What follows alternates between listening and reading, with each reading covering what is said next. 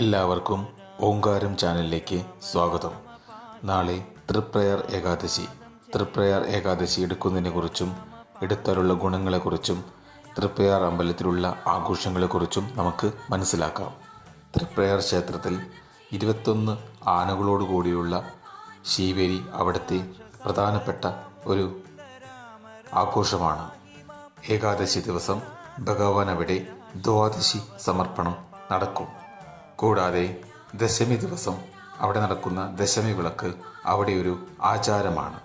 ഏകാദശി എടുക്കുന്നതിനുള്ള കൊണ്ടുള്ള ഗുണങ്ങൾ മനസ്സിലാക്കാം. ഏകാദശി എടുക്കുന്നത് കൊണ്ട് നമുക്ക് ദുരിതമോചനത്തിന് വളരെയധികം ഗുണകരമാണ്. കൂടാതെ ശത്രുദോഷത്തിനും ബാധ ഉപദ്രവത്തിൽ നിന്നും നമുക്ക് വളരെയധികം രക്ഷ നൽകുമെന്ന് വിശ്വസിക്കുന്നു.